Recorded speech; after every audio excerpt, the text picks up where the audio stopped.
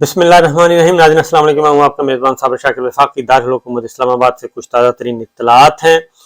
جیسے جیسے وقت قریب آ رہا ہے، 29 نومبر قریب آ رہی ہے، حالات اتنے ہی ٹائٹ ہوتے جا رہے ہیں، اتنے ہی کشیدہ ہوتے جا رہے ہیں، اور ہاتھیوں کی لڑائی جو ہے وہ بڑھتی جا رہی ہے.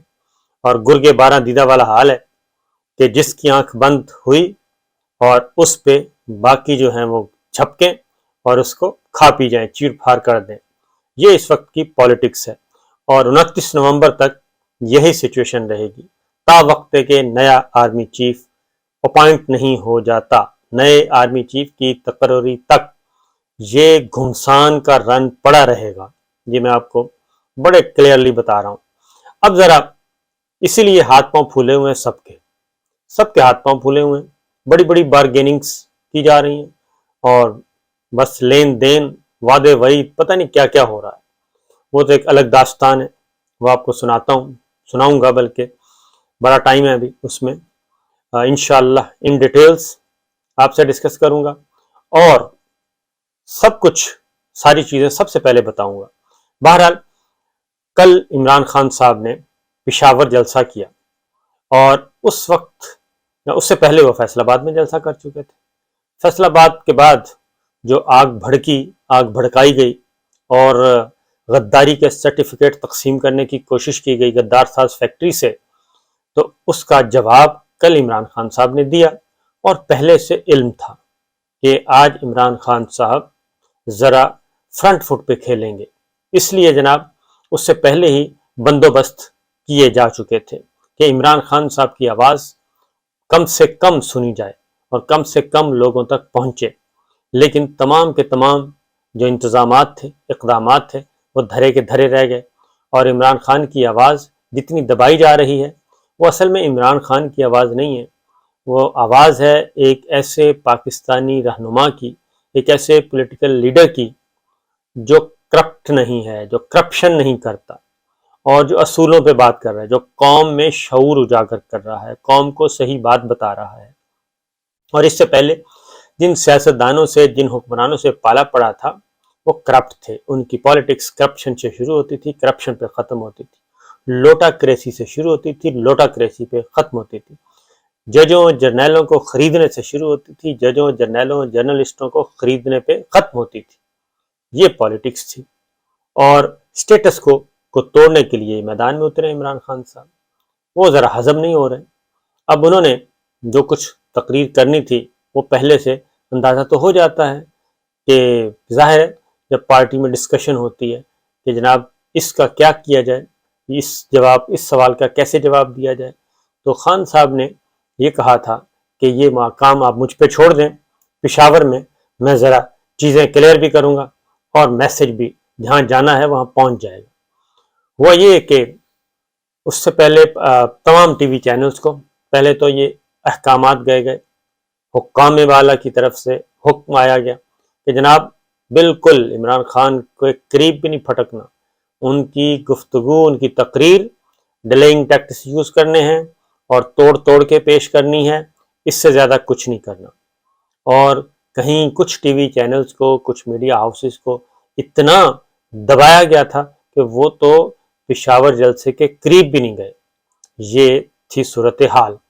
اب اس کا جواب کیا ہوا؟ اس کا جواب ظاہر ہے لوگوں کے پاس، میں نے پہلے بھی بتایا کہ تقریباً 15 کروڑ لوگوں کے پاس سمارٹ فون ہے، 15 کروڑ لوگوں کے پاس، اور وہ سب کے سب پڑھے لکھے ہیں. اور ایک اور بھی ہے کہ یہ جو آواز، تقریر سنی جاتی ہے، گفتگو سنی جاتی ہے، اس کے لیے آپ کا پڑھا لکھا ہونا ضروری نہیں ہے. کیونکہ خواندہ اور نہ خواندہ، وہ صرف اخبار نہیں پڑھ سکتے لوگ، لیکن سن سکتے ہیں. اور ان کی اپنی زبان ہے، قومی زبان ہے، وہ سارے سنتے ہیں، دور دور تک آواز جاتی ہے. لہذا طریقہ کار یہ طے ہوا، پہلے تو ٹی وی چینلز کو حکم دیا گیا، اور کل پھر بول نے دکھایا، اور بول کی ویورشپ ناقابل یقین حد تک وہ اوپر تھی. یہ تھا سچویشن. اور باقی ٹی وی چینلز کو خاموش کروا دیا گیا تھا. اس کے بعد آتا ہے یوٹیوب چینل. یوٹیوبس پہ بھی کل پاکستان میں بدترین دن تھا سوشل میڈیا اور ڈیجیٹل میڈیا کے. یوٹیوب اور دیگر سماجی رابطے کی ویب سائٹس، یوٹیوب کو تو بالکل بلاک کر دیا گیا، اور سینکڑوں جو تھے کیا کہنا چاہیے سینکڑوں کمپنیاں ان کے ذریعے بند کیا گیا، جہاں جہاں سے یوٹیوب کی نشریات آ رہی تھی بند کر دیا گیا۔ اور اس کے باوجود لوگ جو ہیں وہ لاکھوں نہیں کروڑوں یوٹیوب پہ موجود تھے، انہوں نے تقریر سنی، انہوں نے خطاب سنا، اپنے گھر میں بیٹھ کر، اپنے شہر میں بیٹھ کے سنا، اور اس کے بعد سے لے کے اب تک پشاور جلسے کو تقریباً کوئی 18-20 گھنٹے ہونے کو ہیں، 18-20 گھنٹے ہونے کو ہیں، تو اس وقت سے لے کے اب تک کروڑوں لوگ عمران خان صاحب کی تقریر سن چکے ہیں، ان کی آواز پہنچ چکی ہے۔ اور جس چیز کے بارے میں کہا گیا تھا کہ یہ بالکل نہیں آن ایئر ہونی چاہیے، وہ تھی آرمی چیف کی اپوائنٹمنٹ کے بارے میں ان کی گفتگو، اور انہوں نے بتایا کہ آرمی چیف کی تقرری ایک سابق صدر جو کہ ملزم ہے، اور ایک سابق وزیر اعظم جو کہ مجرم ہے، سزا یافتہ، افواج پاکستان کا سپہ سالار کی تقرری کا اختیار ان لوگوں کو کیسے دیا جا سکتا ہے۔ تو یہ انہوں نے کل بڑی ڈیٹیل بات کی۔ میں اب اصل موضوع جو ہے وہ ہے کہ یوٹیوب بند کر دیا گیا کہ لوگوں تک یہ آواز نہ پہنچے، لوگوں تک حقائق نہ پہنچے۔ اب یہ ممکن نہیں رہا، یہ بات میں آپ کو بتاؤں، کیونکہ ہوا جو ہے، ہوا کا راستہ بھی نہیں روکا جا سکتا، پانی کا راستہ بھی نہیں روکا جا سکتا، اور طوفان کا بھی راستہ نہیں روکا جا سکتا۔ اگر کوئی یہ کہے کہ طوفان کے آگے یا پانی کے آگے یا سیلاب کے آگے یا سونامی کے آگے کوئی بند باندھا جا سکتا ہے، یہ ممکن نہیں ہے۔ ہوا نے چلنا ہے تو پھر وہ چلتی ہے، تو ہوا چلنی ہوتی ہے۔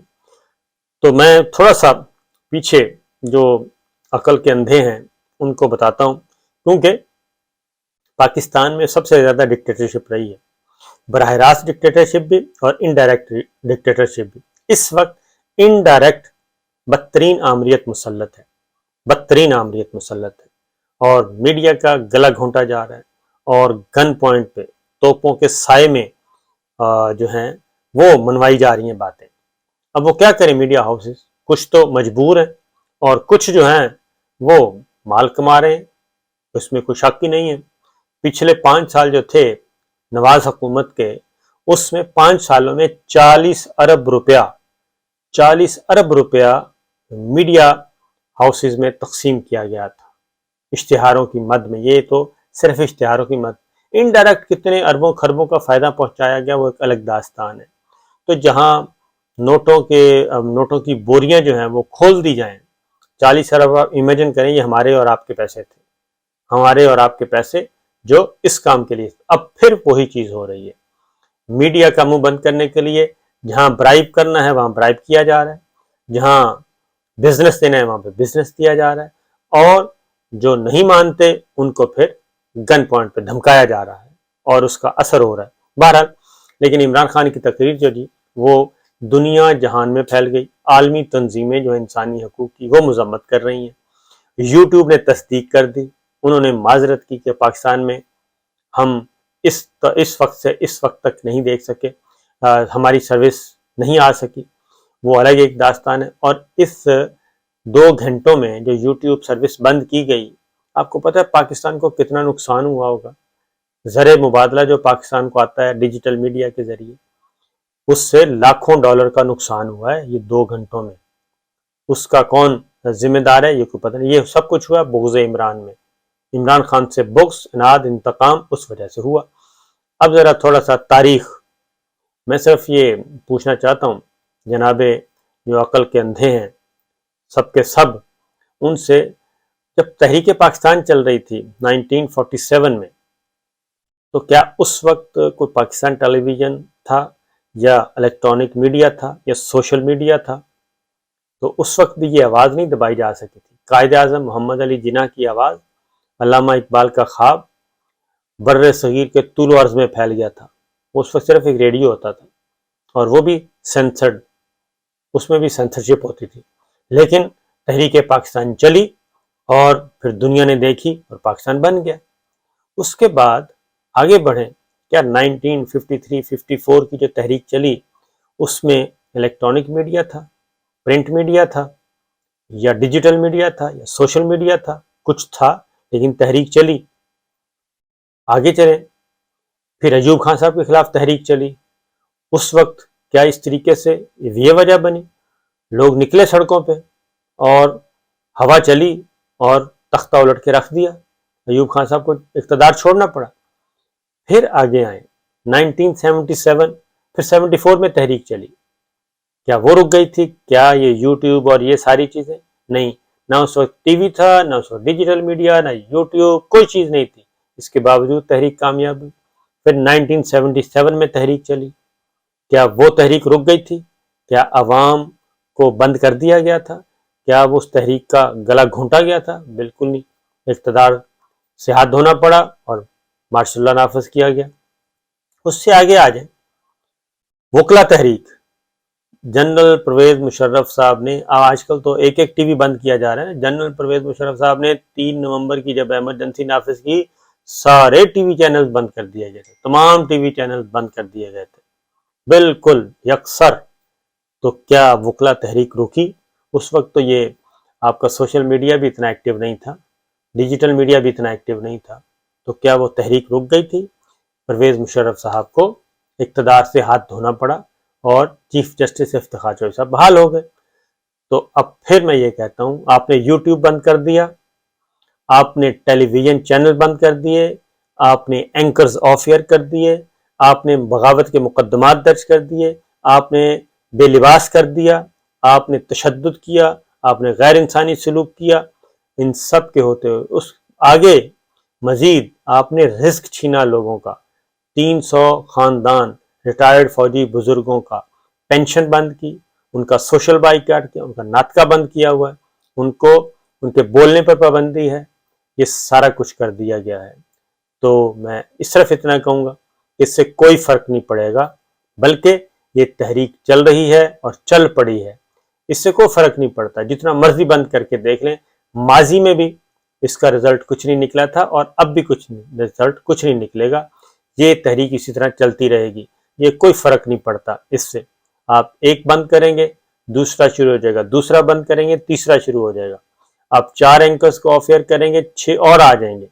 ये कभी भी नहीं रुकना, ये जो है तहरीक। तो इसलिए ये जितने भी आप इक़दामात करेंगे, मनफी हरबे इस्तेमाल करेंगे, सिवाय इसके कि अफ़वाज पाकिस्तान और अवाम के दरमियान फासले बढ़ेंगे।